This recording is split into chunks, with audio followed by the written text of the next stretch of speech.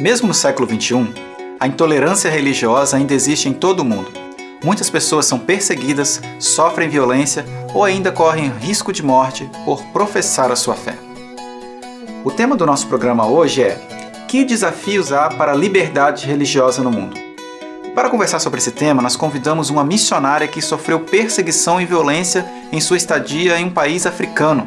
E você ainda vai ver o quadro Louco por Viagens e conhecer mais um desafio missionário da Junta de Missões Mundiais.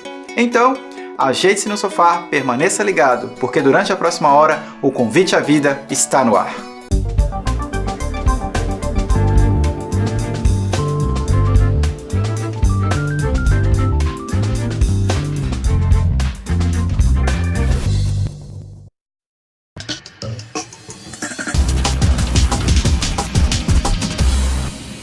Hoje no Povo Fala, temos uma pergunta um pouquinho mais difícil. Quem escreveu a Bíblia? Não sei te responder. Eu entendo a Bíblia como uma criação coletiva, que foi construída a sua identidade e a sua fé. E o Novo Testamento quanto a manifestação daqueles também que expressavam sua fé na ideia nova trazida por Jesus. Não sei, assim, não tenho uma ideia formada assim. Eu sei que foi um conjunto lá de todas as inscrições lá dos apóstolos e eu acho que reuniram as ideias e agora quem escreveu, quem condensou isso tudo, não sei dizer, não. A Bíblia é a palavra de Deus, como a gente aprende no catecismo, na igreja. Ela foi escrita através de pessoas que foram iluminadas por Deus.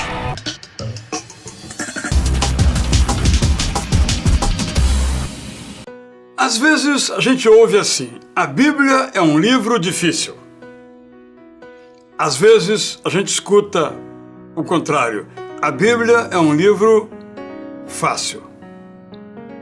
Eu diria que as duas afirmativas estão corretas. Ou seja, a Bíblia é um livro fácil para que nela nós entendamos as nossas questões essenciais e obtenhamos as respostas que nós precisamos para a vida e para a morte. Os textos mais profundos, que implicam em decisões igualmente dramáticas em nossas experiências, são simples. Os que afirmam o amor de Deus, os que afirmam a presença de Deus, o cuidado de Deus, são textos simples, de fácil entendimento.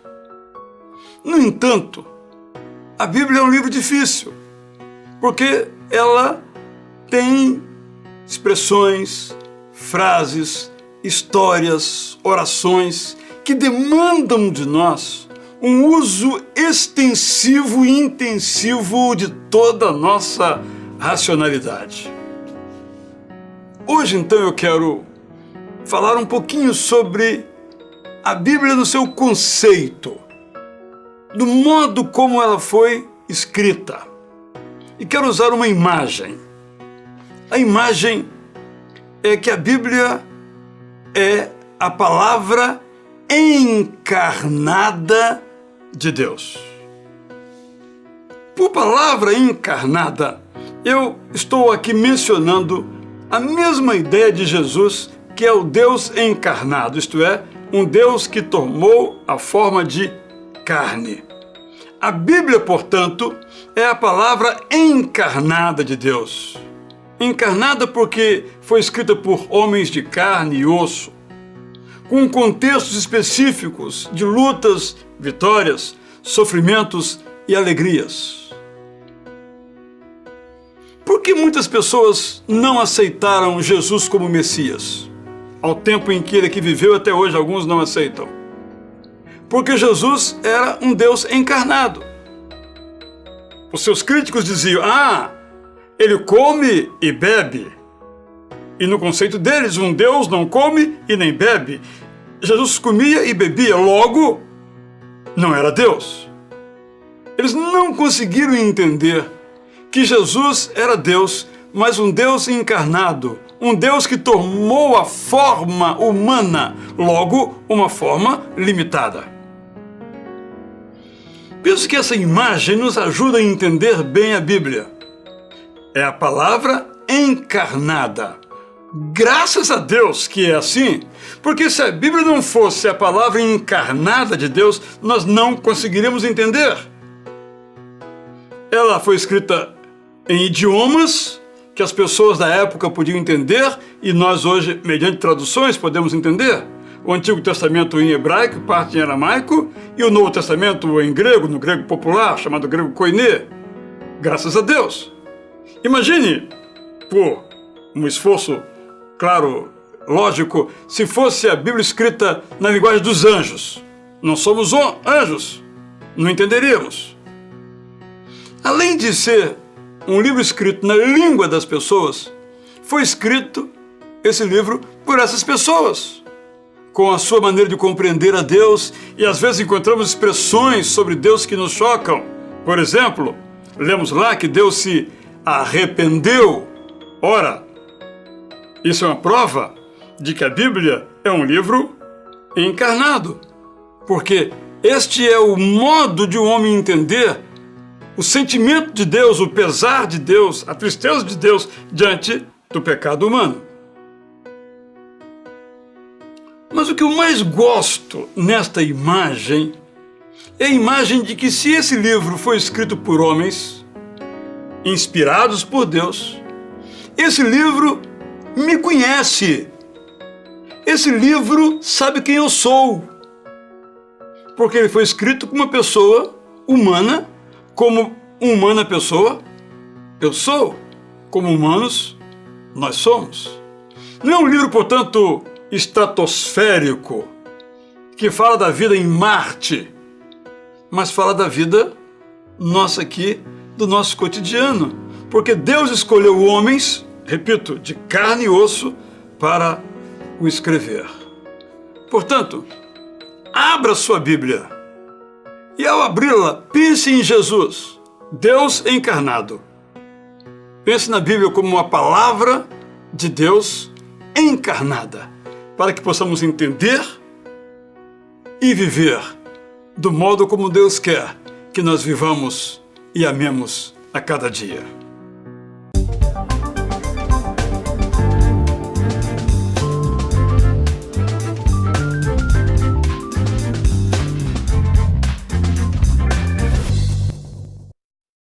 Participe do nosso programa respondendo a seguinte pergunta: todos devem ter o direito de pregar a sua religião? Entre as pessoas que responderem, nós vamos sortear o livro de Gordon Fee e Douglas Stuart, das edições Vida Nova. Para responder, acesse o nosso site conviteavida.org.br ou escreva para nós no endereço Praça Barão de Corumbá, número 49. Nosso CEP é o 20510-170, Rio de Janeiro. E você pode conferir os ganhadores no próprio site. Se Deus tivesse uma geladeira, seu retrato estaria na porta. Ele lhe manda flores toda primavera e uma nova aurora a cada manhã. Sempre que você quiser conversar, ele estará pronto a ouvir. Aceite a realidade, ele é louco por você. Quando a vida está difícil, não conseguimos perceber o cuidado de Deus conosco, mas Max Lucado quer reacender essa esperança em seu coração com o livro Deus está com você. Sinta o toque e o carinho de Deus através das palavras de Max Lucado. Deus está com você. Adquira já o seu exemplar.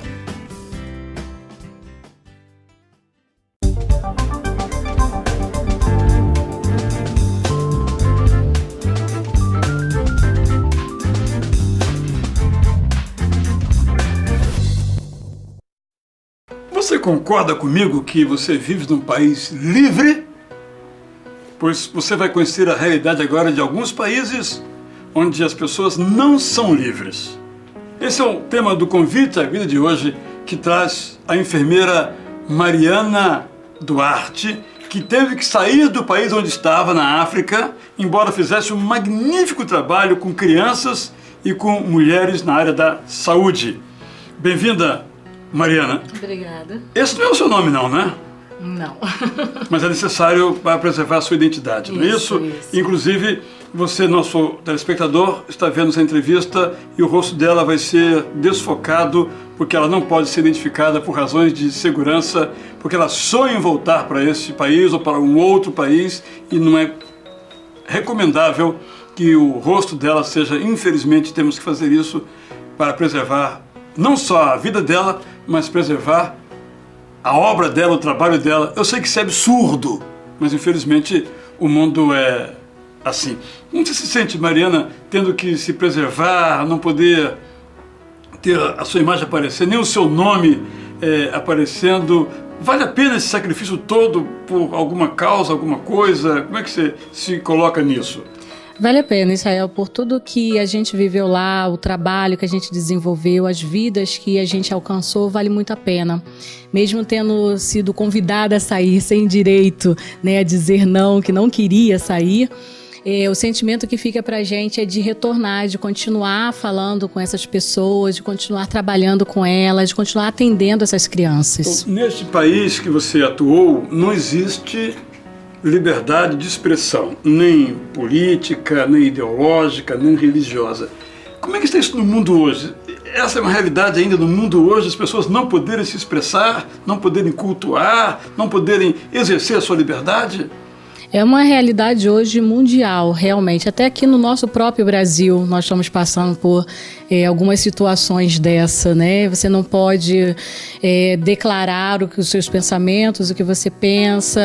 O nosso próprio governo tem limitado isso bastante, né? Então é uma realidade. Nos países do norte da África, Ásia, Oriente Médio, isso é mais drástico, é mais rígido, né? Então, no país que eu trabalhava, você podia dizer que era cristão, mas nunca que era missionário. E a gente vê que hoje essa liberdade pequena que a gente tinha, hoje nem existe mais lá. No caso especificamente da liberdade religiosa, onde no mundo hoje a situação é mais dramática, mais difícil? Nos países islâmicos, que tem maioria islâmica. Isso tem sido bem difícil, porque você não tem liberdade nenhuma para professar a sua fé, o cristianismo. Então, ou qualquer outra. Principalmente nos países islâmicos. Essa é uma maior dificuldade. E você acha que no Brasil as pessoas, sejam elas cristãs ou não, sabem disso? Há um nível de informação sobre essa realidade? Ou todo mundo pensa que o mundo é igual ao Brasil? Não, as pessoas não conhecem essa realidade. O que a nossa mídia aqui passa é muito pouco dessa realidade, só quando acontecem grandes acontecimentos.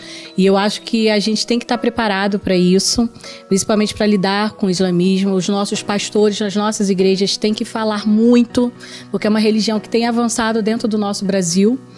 E nós temos que orientar os membros das nossas igrejas a saber lidar com isso. Porque a gente é muito preparado para lidar com outras religiões, mas o islamismo é novidade. As igrejas que eu tenho passado, eu faço perguntas, quem conhece sobre o Islã, o que é o Islã, e as pessoas não conhecem. E eu atento sempre, chamo a atenção das pessoas a terem esse cuidado, porque daqui a pouco a gente vai ter parentes, pessoas próximas a nós, que são muçulmanos, que vão estar nos evangelizando. E se a gente permitir isso, vai acontecer mesmo. Mas eles também têm liberdade de pregar a religião muçulmana também no Brasil, certo? Você não está propondo que eles não têm liberdade de fazer isso? Não, porque eles têm, né? A nossa Constituição dá esse poder a eles, né? E aqui nós temos a liberdade para poder falar também para eles, abertamente, coisa que nos países deles nós não temos. A gente tem que aproveitar essa liberdade. Eu acompanhei recentemente, Mariana, o caso de um pastor lá no Irã, e foi muito difícil que a mídia em geral tratasse desse assunto. Quando é uma outra situação, seja numa área do corpo da mulher, seja em qualquer outra coisa, há sempre muito espaço. Mas quando é religião, concorda comigo? É muito difícil. Não tem espaço. Por que você acha que isso acontece? Eu acho que geralmente a experiência que eu tive nessa saída, né, do país não quer se envolver muito com política. Porque envolve, você mexer com religião, você mexe com política. E às vezes por assuntos diplomáticos e etc., eles ficam mais retraídos e não divulgam.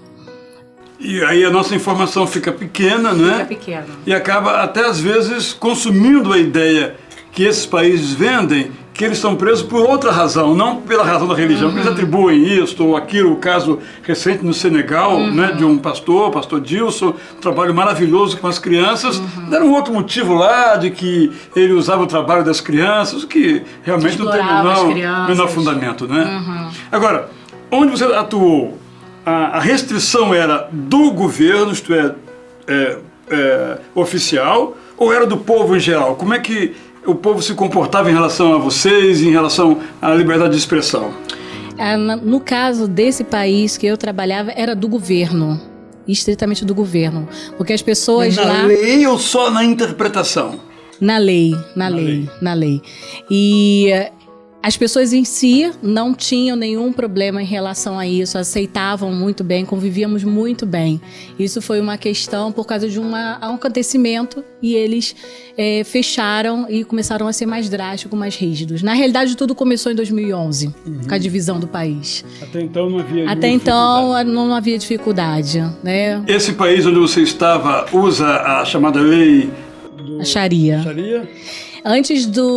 Antes deles dividirem o país, eles não usavam, mas agora eles falaram que vão implantar a Sharia.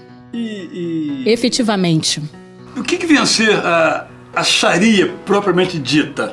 Eu quero que você responda sobre isso, porque nós no Brasil não temos a menor ideia do que seja isso, que restrições ela impõe. Então no próximo bloco vamos começar falando sobre a Sharia, para que os nossos telespectadores possam captar e entender bem. Esperamos você então para aprender um pouco mais sobre realidades que não são as nossas. Mas onde há alguém sendo perseguido, isso tem que nos interessar, porque amanhã podemos ser nós. Próximo bloco aqui com Mariana Duarte.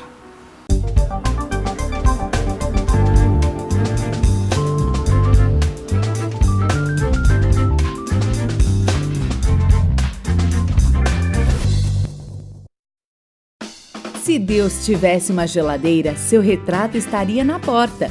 Ele lhe manda flores toda primavera e uma nova aurora a cada manhã. Sempre que você quiser conversar, ele estará pronto a ouvir. Aceite a realidade, ele é louco por você. Quando a vida está difícil, não conseguimos perceber o cuidado de Deus conosco, mas Max Lucado quer reacender essa esperança em seu coração com o livro Deus está com você. Sinta o toque e o carinho de Deus através das palavras de Max Lucado. Deus está com você. Adquira já o seu exemplar. Você acha difícil ler a Bíblia?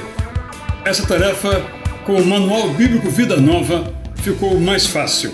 Por isso eu recomendo este livro escrito e preparado com carinho por autores com muito conhecimento na Palavra de Deus. Então, recomendo a você Manual Bíblico Vida Nova, uma editora especializada em livros de referência sobre a Bíblia.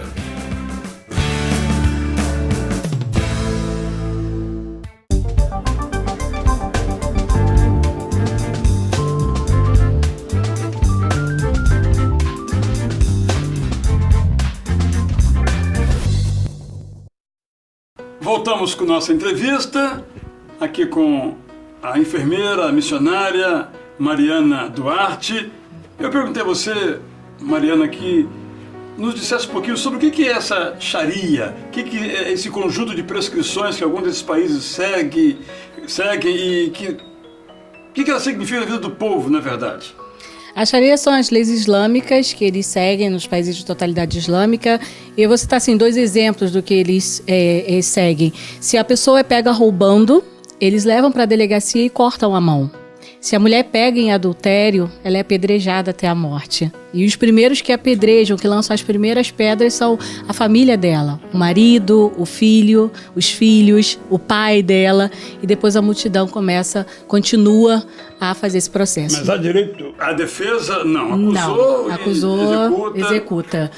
Quando eu estive lá, assim que eu cheguei lá, eu presenciei um caso de uma moça muçulmana que foi condenada a 60 chibatadas e foi gravado um vídeo dela sendo executando, dos policiais executando a sentença, e simplesmente porque estava de calça comprida na rua. Então a mulher é zero, né? É zero, é tolerância. A mulher tem direito a não ter direito no mundo islâmico. E essa é a nossa maior luta, né, pelos os direitos delas, né? A gente costuma dizer que não tem direito, mas a nossa maior preocupação é com as mulheres dentro da religião islâmica. Por exemplo, a Sharia obriga a burca ou não? A Sharia não, mas alguns países obrigam, né? Como a Arábia Saudita é obrigado, nem estrangeiro entra lá sem o véu na cabeça. Né? E as mulheres muçulmanas têm que usar a burca. No seu caso, desse país do seu estado, que infelizmente não podemos dizer o nome, o povo aceita essas imposições? Aceita, porque é coisa que eles vivem já desde que nasceram. O muçulmano, ele desde que nasce, na certidão, quando ele tira a identidade dele, está lá escrito muçulmano. Ele nasceu, ele já é muçulmano. Para nós é algo bastante impensável, né? Como é impensável pensar ou refletir sobre países fechados. Você disse que há países onde não entram missionários. E como é que eles entram, se não pode entrar ou não entram? Entram como profissionais. Né? Em nenhum momento você pode entrar num país fechado dizendo que é missionário ou que é pastor. Você tem que entrar como profissional liberal. No meu caso, eu entrei como enfermeira, né? E o meu visto era como estudante da língua árabe, que é a língua falada no país. Você aprendeu? Aprendi um pouquinho. E você como enfermeira, o que você conseguiu fazer? Você ficou quanto tempo nesse país? Eu fiquei em torno de 2 anos, quase 2 anos. E eu trabalhava numa clínica de missionárias também, da Suíça, e ajudava lá no atendimento. Eu não sabia que era uma clínica de missionários, não sabia? Eles não sabiam que é uma clínica de missionários, né? Mas a gente fazia o trabalho, antes dos atendimentos era feito um culto, né? Inclusive essas 2 missionárias também foram expulsas do país. Né? A clínica ainda continua aberta, mas com muitas restrições. Então era feito um culto onde tinha literatura na língua deles, espalhada pela clínica, que eles pudessem ler. Então eu ajudava nessa clínica. Você acha que o trabalho que vocês faziam era um bom trabalho para a população, para as crianças, para as mulheres? Com certeza, porque o nosso foco, tanto na clínica como na escola, que era um projeto da Junta, era atender essas pessoas mais necessitadas, mais desprovidas socialmente. Né? Então a gente, além da questão religiosa, né, do amor a Jesus, a gente também fazia a parte social. Agora, uma pergunta que a sua afirmativa me traz é a seguinte: por que os cristãos insistem em fazer o que chamam de missões nesses países onde não são bem-vindos? Mandamento de Jesus, Atos 1:8, né? Então Jesus foi muito específico, né, ao deixar essa ordenança para nós antes de ascender aos céus. E a outra coisa que nos motiva é o amor por essas pessoas. Isso pra gente não tem preço.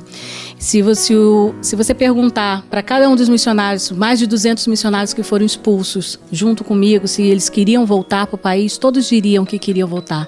Mesmo passando por tudo que passaram, tortura psicológica, alguns tortura física, todos queriam voltar para continuar falando do amor de Deus para essas pessoas. Porque lá é um campo fértil, pessoas querem ouvir da palavra de Deus, as pessoas têm esse interesse. Há esse interesse. Há uma receptividade boa, então.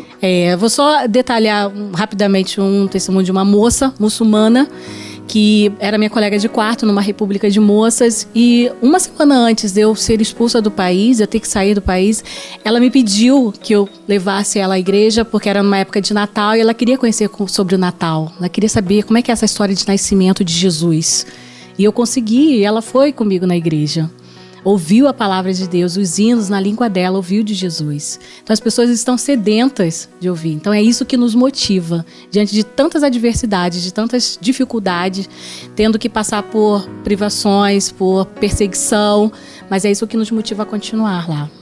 E nós aqui do Brasil, o que é que podemos fazer por vocês, por esses países? Nada ou algo que possamos fazer? Muita coisa, Israel. Principalmente a oração, orar, porque nós somos sustentados todo o tempo por oração.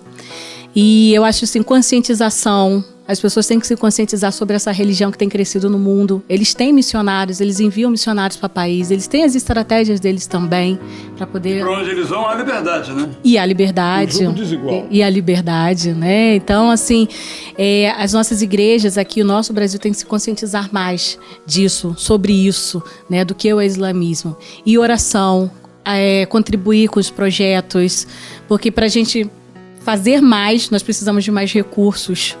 Certamente as pessoas querem saber o seguinte: como é que eu faço para contribuir, para colaborar de modo efetivo? Pode ser que tenha alguém em casa, por exemplo, que seja enfermeiro, ou médico, ou engenheiro. Como é que eu posso ir?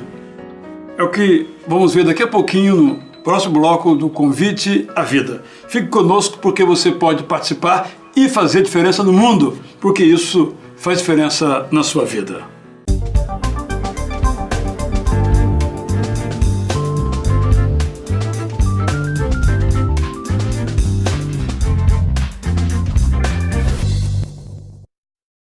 Participe do nosso programa respondendo a seguinte pergunta: todos devem ter o direito de pregar a sua religião?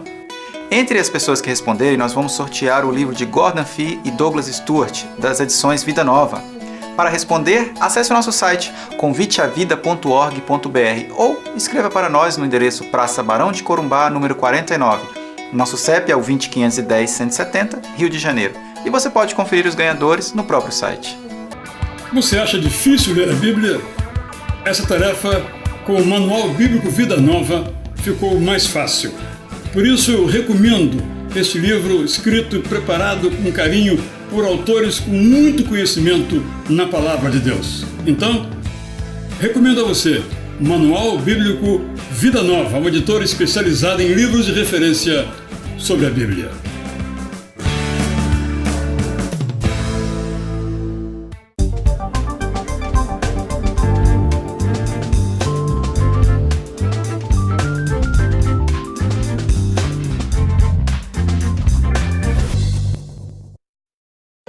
Estamos de volta, conversando aqui com a enfermeira e missionária Mariana Duarte. Trouxemos agora o pastor Alcenir Mota, que é um apaixonado, Mariana, por essa área de missões. Esteve no Haiti, junto com um grupo, esteve no Chile, só não esteve no seu país, que nem você mais está e nem pode estar lá, infelizmente. Como é que foi o grupo estar lá no Haiti, Alcenir?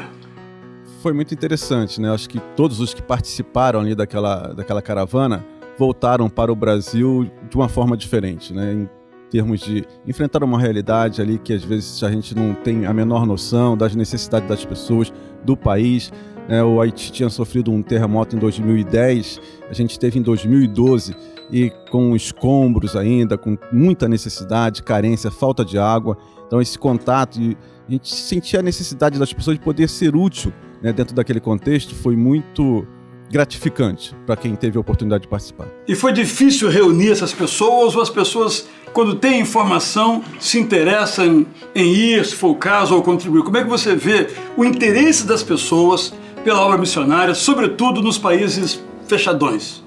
Eu acho que há um interesse muito grande, né, o que falta é informação, né? Então a gente está faltando nesse aspecto, né, de levar essas informações para a igreja. Quando essa informação chega, há uma resposta praticamente imediata por parte da igreja, o interesse em ajudar, em saber como poder participar. A gente tem movimentos de oração e até de contribuição mesmo, a gente vê que a igreja responde. Agora, o que a gente tem deixado a desejar é nesse aspecto de levar a informação de como o trabalho tem sido desenvolvido e as resistências e as dificuldades enfrentadas pelos missionários nesses países. Quando você ouve a história da Mariana, o que é que mais toca você? Que pergunta você gosta de fazer a ela, que você ficou com isso no seu coração?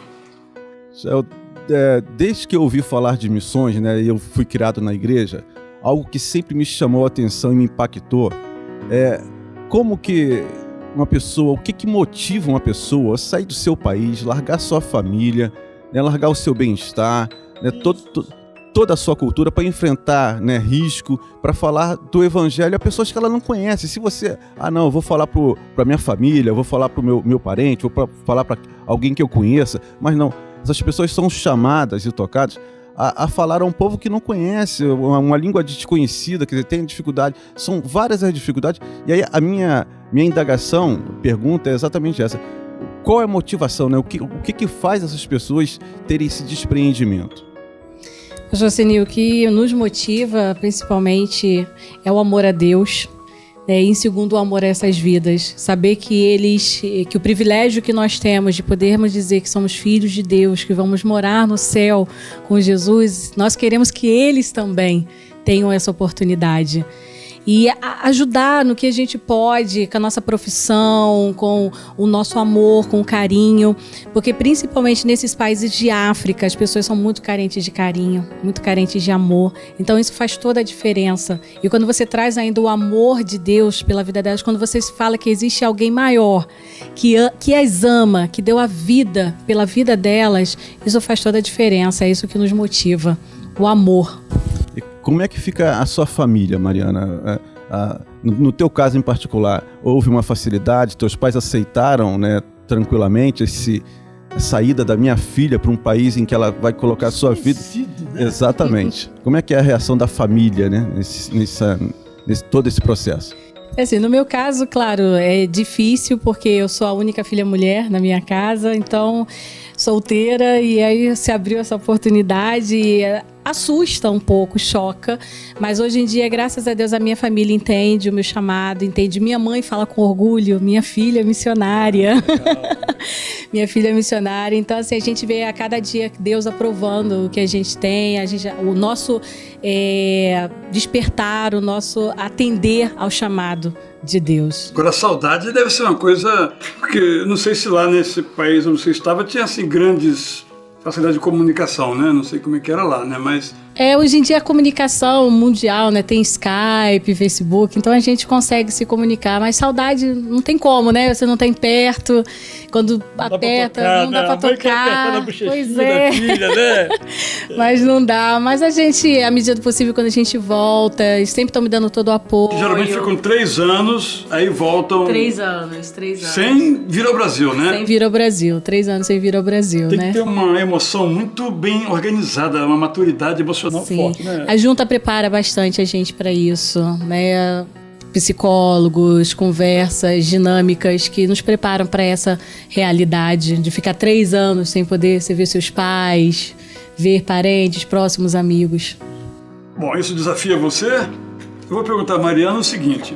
Mariana, vamos pensar aqui no nosso telespectador, nossa telespectadora, alguém que é da área da saúde, enfermeiro como você, fisioterapeuta, ou de alguma outra área, professor, ouviu a sua história e disse, bem, é isso que eu quero para a minha vida. Ou não, eu gostaria de fazer uma viagem mais curta ao Haiti, ajudar as pessoas, um pouco da minha experiência. Você falou da junta, a junta é a Junta de Missões Mundiais da Convenção Batista Brasileira, dos Batistas no Brasil, né? O que essa pessoa, vamos pensar nela, pode e deve fazer? Bom, eu digo que se você é profissional da área de saúde ou de qualquer outra profissão, você tem espaço para poder servir no reino. Não importa qual a sua profissão, você tem espaço para poder servir. Então eu aconselho a procurar a Junta de Missões Mundiais, vão ter pessoas especializadas de recursos humanos que vão te orientar em todo o processo, estudar em todo o processo para poder você servir. A Junta hoje tem programas para poder você estar servindo de 18 anos até 60, 65 anos. Então não tem desculpa, não vou me encaixar num programa da Junta. Não, tem o Projeto Radical, tem o Projeto Radical Sênior, tem os missionários efetivos. Então tem espaço para todo mundo servir, mas o que a gente não pode deixar é deixar de servir a Deus. Principalmente, se Deus te deu uma profissão, é porque Ele está te dando um dom para poder você servir no reino. Servir para Ele. O desafio está lançado e o nosso convite à vida quer que você tenha mais vida. E ter mais vida é servir. Pense nisso. Obrigado, Alcenir. Obrigados. Obrigado pela oportunidade. Mariana, esperamos estar juntos em algum outro projeto para falar dessas coisas tão bonitas para todos os nossos telespectadores. Com certeza. Até o nosso próximo bloco. Convite à Vida tem mais vida para você.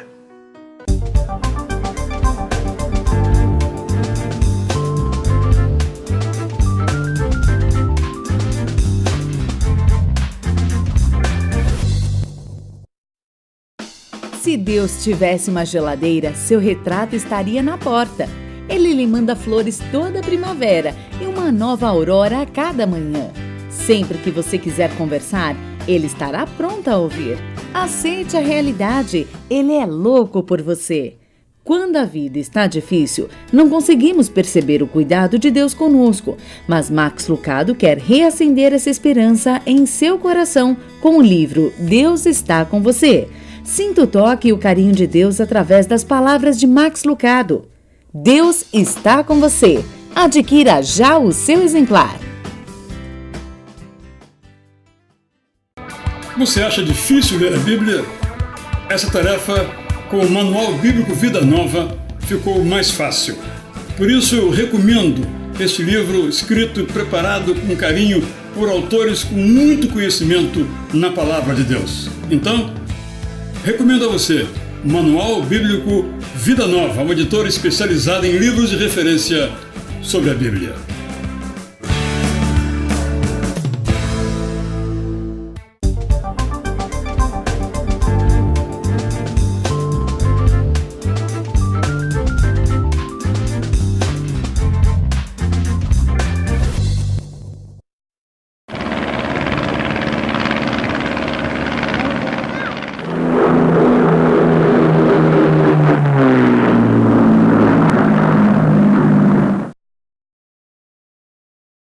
Olá, louco por viagens! Hoje eu vou falar com você sobre um dos países mais bonitos que eu já conheci na minha vida.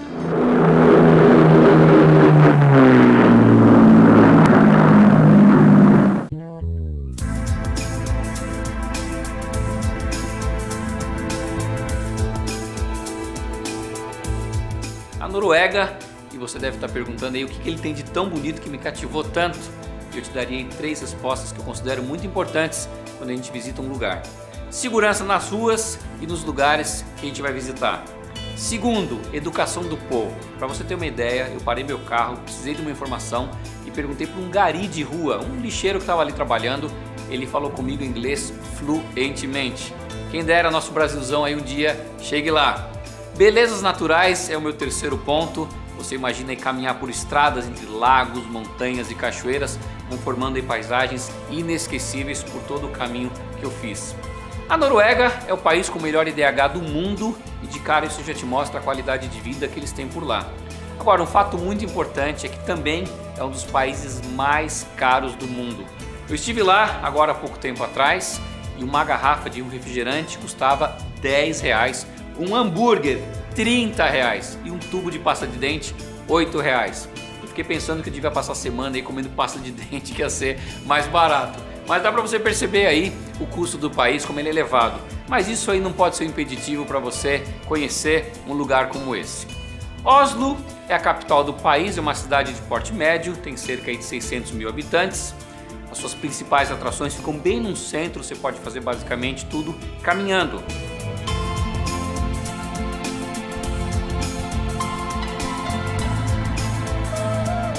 Mas minha dica fundamental em Oslo são 2 lugares. A prefeitura, que é o lugar onde é entregue aí o Prêmio Nobel da Paz. Você sabe que os prêmios nobres são entregues em Estocolmo, na Suécia, mas esse em especial é reservado para ser entregue aí em Oslo. O Vigeland Park é um parque muito agradável para caminhada, principalmente aí no verão. Lá você vai encontrar aí cerca de 212 estátuas de bronze. A Noruega é muito mais que a sua capital e o grande charme e os melhores lugares para você visitar estão nas suas pequenas cidades, aí como Lillehammer, Nordkapp, Bergen e Oppdal. Nessa cidade eu tive uma das piores experiências gastronômicas da minha vida. Confere um pouco das imagens aí. Ó, aqui em Oppdal eu tô chegando no lugar que vende linguiça, salsicha, todo tipo de frios aqui da região. E é interessante que eles têm uma linguiça aqui de carne de rena. Dá uma olhada nisso aqui, você vê a rena aqui e ele falou para experimentar. E eu... this one? Yes. Just this. Não. Strong taste. Strong taste. Sei lá, parece um patê de fígado, sei lá. É ruim demais, meu. Gente, é muito ruim esse troço. Que carne ruim. Ah, esse que eu comi antes não é da rena, esse é do alce. And this one is from the Reindeer. Rudolph. Vou experimentar agora o da rena. Melhorzinho um pouco. Muito diferente, é uma carne muito forte. Então você vê só, alce, que eu pensei que era rena, isso aqui é alce. E tem a linguiça aqui de rena. Ele tem várias opções também, que você pode perceber aqui. Muito interessante isso aqui. Thank you very much, tak. Carne de rena e de alce ninguém merece. Agora minha dica aí principal, um lugar pequeno na Noruega, vai para as Ilhas Lofoten. Lá tudo que você vai ver é simplesmente maravilhoso. Não existem voos diretos para Oslo, provavelmente você vai ter que fazer alguma conexão aí na Europa. O meu conselho aí é você usar KLM via Amsterdã. Lá internamente você vai usar a Norwegian Airlines, que é uma empresa maravilhosa ali do país. E, gente, eles oferecem internet de graça dentro dos voos. E ainda você tem um aplicativo para iPhone que você consegue falar com pessoas de graça do seu avião para quem está na Terra. Imagina só se isso chegar aqui no Brasil, que maravilha vai ser. Com relação à documentação, você só precisa aí de passaporte válido para entrar na Noruega, não existe nenhuma necessidade de visto. Para você ver mais imagens sobre a Noruega, não deixe aí de acessar o site loucoporviagens.com.br que você vai ver lá os posts que eu já escrevi e em breve alguns vídeos. Semana que vem eu estou de volta e não se esqueça que dentro de nós sempre vai existir um louco por viagens.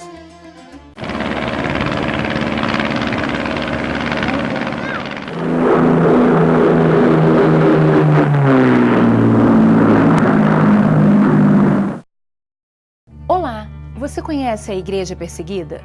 A partir de hoje você vai acompanhar uma série de programas que mostram a intolerância religiosa no mundo. Até quando a intolerância, a violência, o preconceito e o desrespeito vão vitimar os cristãos? Em pleno século XXI, existe gente que precisa se calar, é forçada a renunciar à fé e realizar encontros secretos para ter um momento de comunhão entre irmãos. Há cristãos que estão presos a rígidas tradições religiosas, que são passadas de geração em geração e que dificilmente vão conseguir andar pelas ruas, pregar e falar livremente sobre o Deus que salva, cura e liberta e que trouxe transformação para as próprias vidas.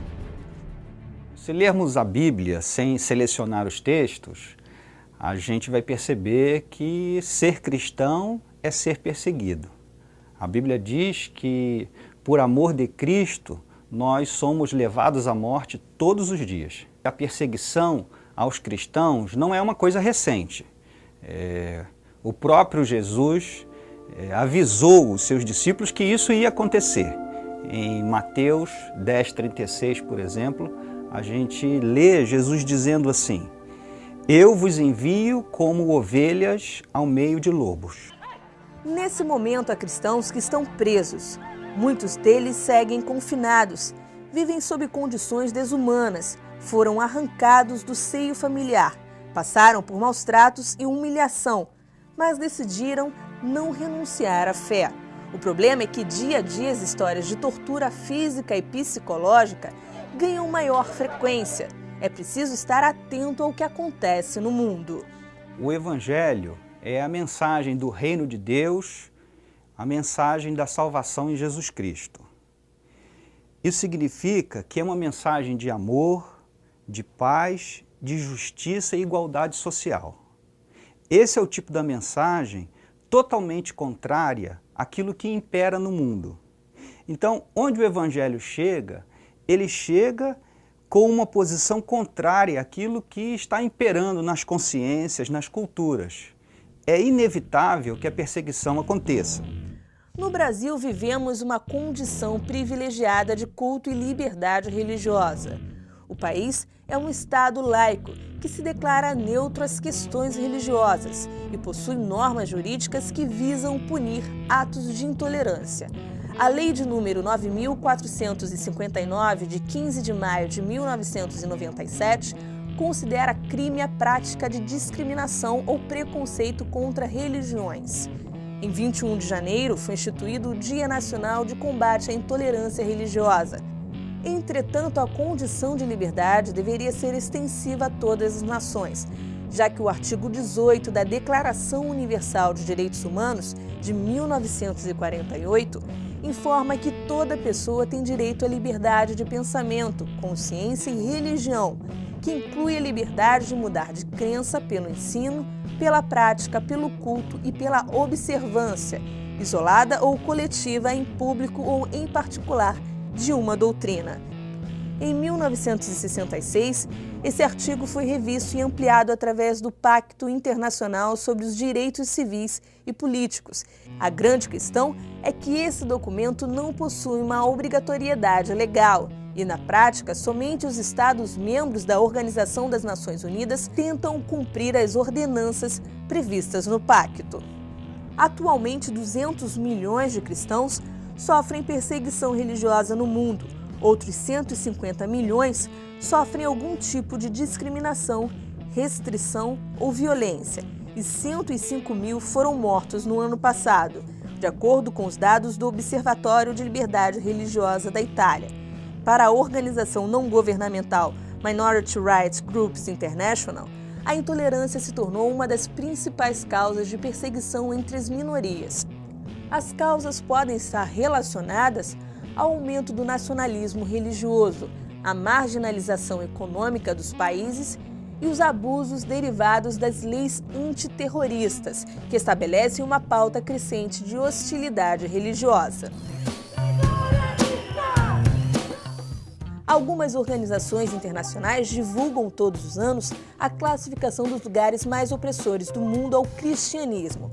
Estão nas primeiras posições Coreia do Norte, Arábia Saudita, Afeganistão, Iraque, Somália, Maldivas, Mali, Irã, Iêmen, Eritreia, Síria, Sudão, Nigéria, Paquistão e Etiópia. Olhando do Brasil para os países listados, eles nos parecem bem distantes, para além das competências e preocupações da Igreja brasileira. Contudo, na 46ª colocação está a Colômbia, bem próxima de nós, como o único representante de todas as Américas. E basta assistir ou ler qualquer noticiário para verificar que na editoria internacional, algumas notícias revelam parte da realidade crescente de cristãos assassinados e perseguidos. Um homem que se converteu ao cristianismo foi condenado à morte. Infelizmente, esse tipo de informação parece não causar mais comoção. Por isso, esse é o tempo de refletir e mobilizar sobre o trabalho da igreja perseguida. Essas notícias que a gente tem conhecimento agora são resultado de outras duas coisas. Resultado da globalização, que acaba levando outras culturas para dentro desses povos, desses países, e aí há uma resistência, e também por causa do avanço dos meios de comunicação, que noticiam as coisas de uma velocidade muito maior e com muito mais eficiência, e então essas notícias de intolerância e de choques e de conflitos acabam chegando com muito mais frequência até nós. Existe um mundo que não quer ouvir o Evangelho. Existe um povo, existe um grupo de pessoas que são hostis ao Evangelho de Jesus Cristo. O apelo que faço é que você ore, é que você entenda que a opção que nós temos é não ter opção de não pregar o Evangelho. Precisamos pregar esse Evangelho, custe o que custar. E o que você precisa fazer? Se você não vai até lá, você pode orar, você pode contribuir, você pode ler, estudar, acompanhar, porque essa igreja perseguida, essas pessoas que vão conhecer a Cristo, ela precisa de você também. Você não conhece, mas você pode contribuir de uma maneira muito extrema para que esse crescimento desta igreja, para que este evangelho, ele continue. É muito difícil para aquele que sai e vai enfrentar essas realidades e esse contexto. Os resultados são poucos, os resultados são lentos, mas eles estão acontecendo. Por quê? Porque é o evangelho do poder de Deus. Não somos nós que convertemos, não somos nós e nem você que transforma, é Deus. Nós estamos indo para semear. Nós estamos levando a palavra, mas é o Cristo que chega e transforma, é o Espírito de Deus que penetra no coração destas pessoas. E além de orar, a igreja deve pensar sobre como os cristãos têm utilizado a própria liberdade. No Brasil se pode ser, falar, orar, cantar, servir e confessar fé de muitas formas. Mas em vários lugares do mundo fica cada vez mais difícil anunciar a mensagem da salvação, ainda mais com a vida. Quem dera jamais fosse esquecido o sentimento e a alegria de receber em mãos uma Bíblia. Existem países em que o ato de ter apenas um exemplar é considerado crime, com pena de morte. a Junta de Missões Mundiais está comprometida com países onde há restrição do Evangelho. Faça parte desse projeto. Procure a nossa central do adotante. Até o próximo programa.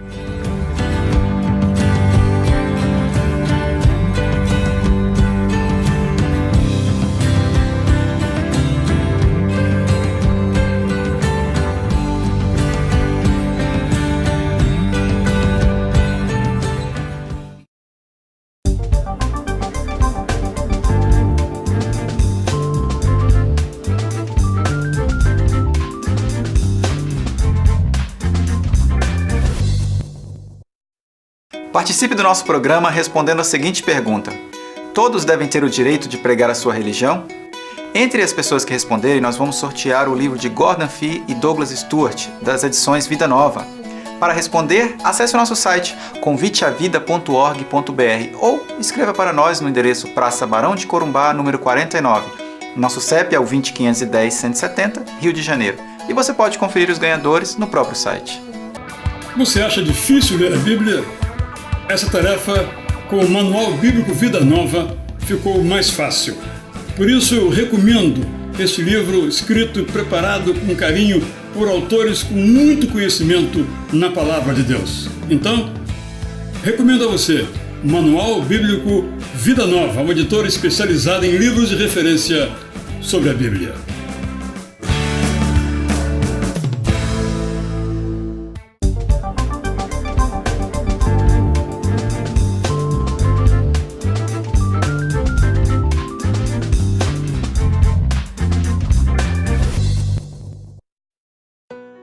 Às vezes eu ouço alguém orar assim: Senhor, entramos em Tua presença.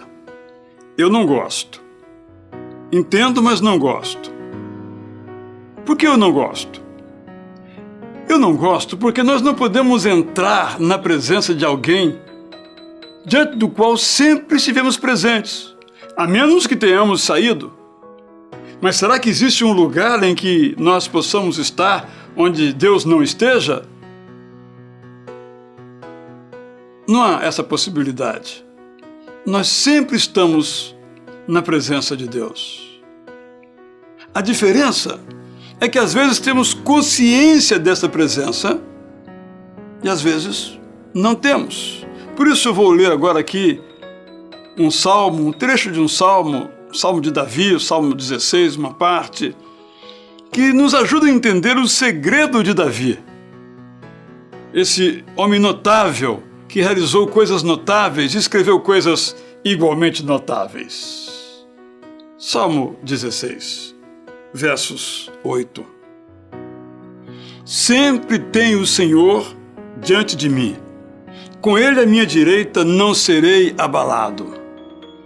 Por isso o meu coração se alegra e no íntimo eu exulto. Mesmo o meu corpo repousará tranquilo, porque Tu, Senhor, não me abandonarás no sepulcro, nem permitirás que o Teu santo, isto é, eu, sofra decomposição. Tu farás com que eu conheça a vereda da vida, a alegria plena da Tua presença, eterno prazer à Tua direita.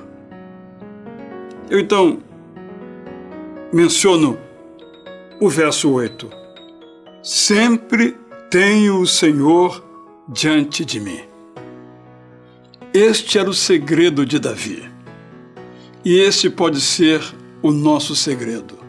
Ou seja, Davi tinha consciência que sempre estava diante de Deus. Davi tinha consciência que em suas dificuldades, Deus estava ao lado dele. Podemos ter a mesma consciência. Davi tinha consciência que Deus era um Deus presente, nunca ausente, nunca distante. Isso fez toda a diferença na vida dele. Onde você tem colocado o Senhor Deus na sua vida? Longe ou coladinho? Distante ou bem próximo? Quando você ora a Ele, precisa gritar porque está longe? Ou pode falar baixinho porque Ele está perto? Este salmo nos ensina essa profunda verdade. E ao mesmo tempo nos põe um alvo. nos põe um objetivo, nos põe uma meta, que é sempre viver na consciência de que Deus está conosco. A linda promessa de Jesus Cristo de que estaria conosco todos os dias deve ser uma promessa que embale o nosso coração, aqueça a nossa alma, anime o nosso corpo.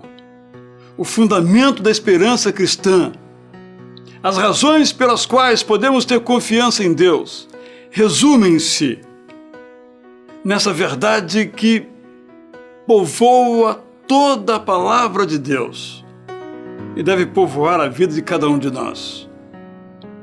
Deus está sempre presente. Não há um lugar, não há uma condição de vida, não há um sentimento pessoal que faça com que Deus fique longe. Nós podemos colocá-lo longe, mas Ele está perto.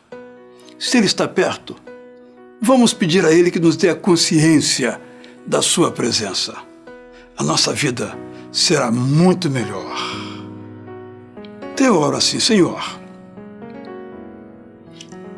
sei que está sempre ao meu lado, sei que está sempre conosco, mas às vezes perdemos esta convicção, essa certeza. Então a minha oração agora, a nossa oração, é que o Senhor nos ajude a nunca perder a consciência de sua presença, de nunca esquecer que está sempre ao nosso lado, como um Deus que tem interesse nas nossas coisas, como um Deus que tem prazer em estar junto a nós. Dá-nos essa consciência, te pedimos em nome de Jesus.